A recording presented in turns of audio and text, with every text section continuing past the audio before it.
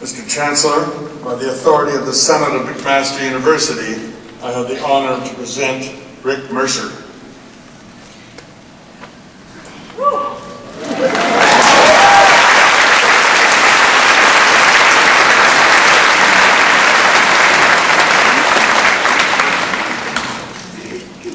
Rick Mercer is the archetypal Canadian funnyman. Informed, insightful, socially aware, downright hilarious. He is best known today as the creator and host of the Rick Mercer Report on CBC. The series is the network's top-rated weekly entertainment program, and as it enters its 7th season in 2010, it continues to attract popular and critical acclaim, including winning recently the Best Comedy Award at the prestigious Rose d'Or International Television Festival in Switzerland. Rick Mercer Report is also well engaged with the Canadian university community as it regularly profiles our country's leading post-secondary institutions. This past season we were honored to host him and his crew at McMaster.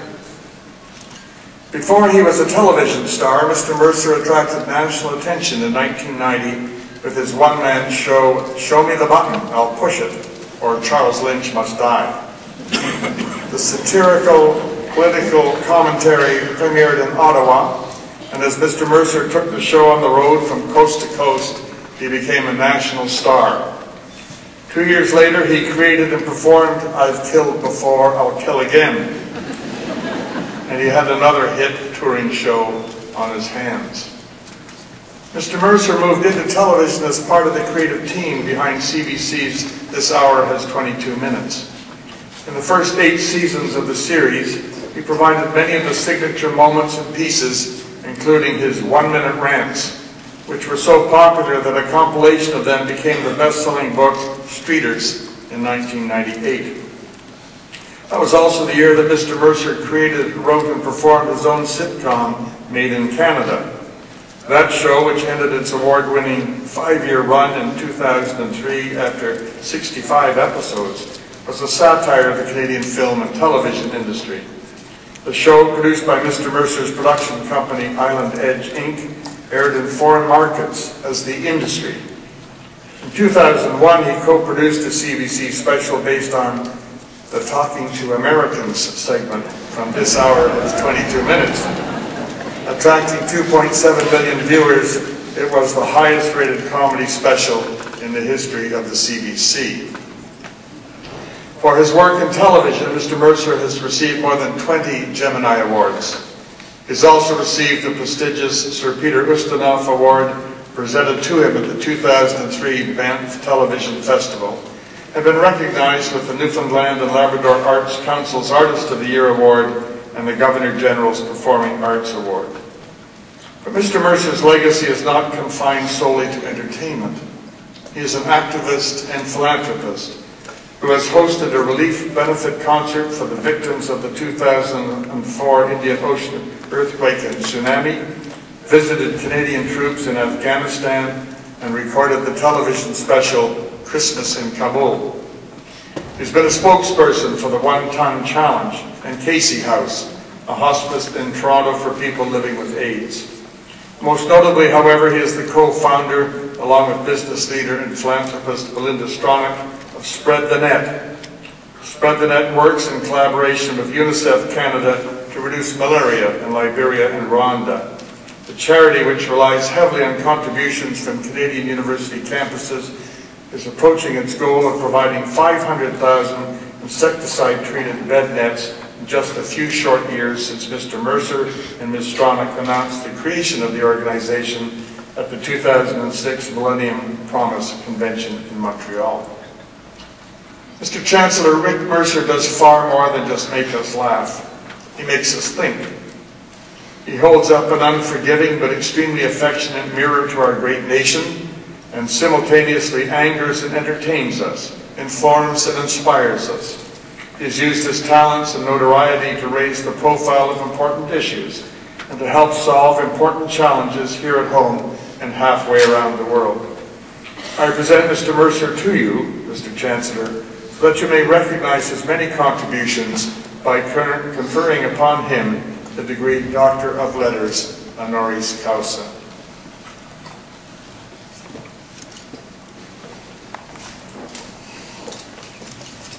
Richard Mercer, by the authority of McMaster University Senate, I have the great pleasure to confer upon you the degree Doctor of Letters, honoris causa, in McMaster University, with all the rights and privileges pertaining to that degree.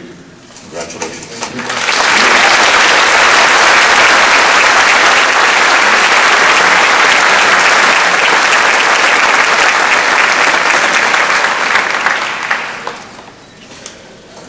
I'd like to now ask Dr. Richard Mercer to address convocation. Okay, for starters, none of that stuff Peter said about me was true.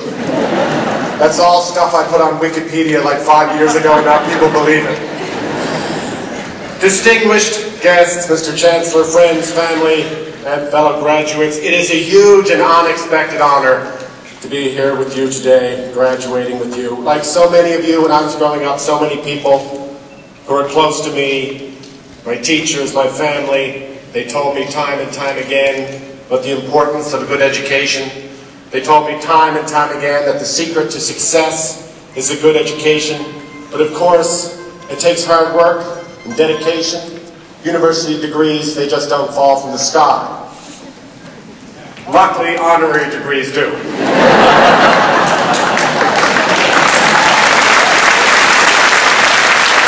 for that, I am truly grateful. You have no idea. I'm also grateful that my degree, unlike yours, does not come with a massive student debt. It does, however, come with the title Doctor, which is something I think that I will get used to as time goes on. When I was driving here today, I was talking to my mother on the telephone, and I was telling her that I was, pulling into Hamilton, and how happy I was to be pulling into Hamilton because I've always been treated so well here. I hosted the Junos here many years ago. It was one of the greatest audiences that I ever got to perform in front of. I've shot at McMaster University. I got in a snowball fight with Sheila Cox and got in a few good slaps.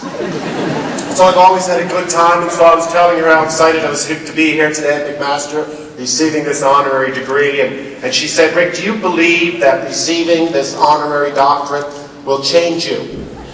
And I said, oh God, no, Mom, no, of course not. But it's Dr. Mercer now.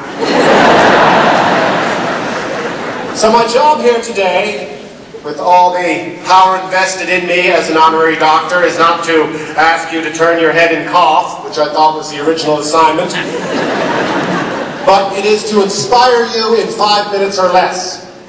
And they made a big point of saying that you got to do that in 5 minutes or less. Can you do it in 5 minutes or less? Apparently I have a reputation of not shutting up. But I can do many things in 5 minutes or less. Every week on my show I rant. That's what I do, I rant. Every single week. In fact, it's the favorite part of my week. Anger is my cardio.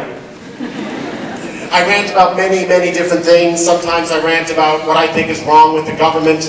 Other times I rant about what I think the government is doing wrong. I never really run out of subjects, but occasionally, sometimes I ignore the government altogether and I rant about what I think is great about this country. And if that was my job today, to rant about what is great about this country, I think I wouldn't have to say a word. I think all I would have to do is point at you. Because believe me, when I say this, and I don't want this going to your heads or anything, but looking down at you, you're one good-looking bunch. Yeah.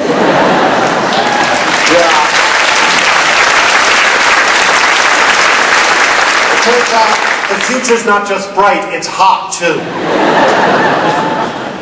And so while I won't presume to inspire you, what I thought I would do is I would talk about a little bit what inspires me. And I thought that that may be appropriate because what inspires me is my work. And I thought it might be appropriate because I think perhaps some of you are at a point in your life for the first time you're thinking about getting a real job. Turns out that's true because all the people in the back are now nodding. And they're still nodding. Well, the cliche is you figure out what it is that you love, and then you try to figure out how to make a living at it, and you have won. And that is absolutely true. If you go to work on Monday and you like your job, it doesn't matter how much money you're making, you've won the lotto.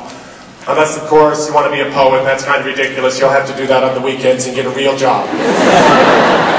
But for the majority of you, because you're living in such a great country with so many opportunities, because you're graduating from such a great school, with patience, you'll be able to have a career that you love.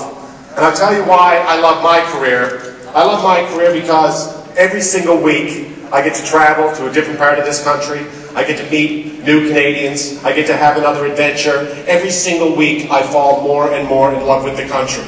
And if there is anything that I could wish for you, it would be that you get to know your country. And I know it's easier said than done. One of the biggest problems we have in this country is our size. We are huge. We are a big country. And as a result, it makes it difficult we are a country that, how should I put this? We are a country that's difficult to get intimate with. You know, you go to any airport in this country, it is cheaper to fly to Florida or Arizona than it is to fly 2 provinces over. It is cheaper to fly from Toronto to Paris, France, than it is to fly from Toronto to St. John's, Newfoundland. It is cheaper to fly to the moon than it is to fly to a Iqaluit. Okay, that's an exaggeration, but you get my point. My point is that as a result of our vast size, so many Canadians don't get a chance to experience what it is their country has to offer them. And that's a real problem, because we live in a country where national unity can never be taken for granted, and it certainly can never be guaranteed. You know, there's always been regional differences in this country, there always will be.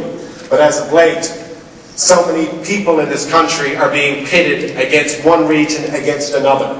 It's East versus West, it's rural versus urban, it's French versus English, it's straight versus gay, it's the urban educated elite, which is now you, versus your members of parliament. Well, suddenly the idea of nation building and commonality is passé. Now this might help get certain people elected, but it's no way to run a country. And this is where your place comes in. This is now your job. As young Canadians, I would encourage you as you embark on your career to make a point of not just visiting other parts of the country, but living in other parts of the country as well. Because with that experience and knowledge will come a pride of ownership that you will never let go.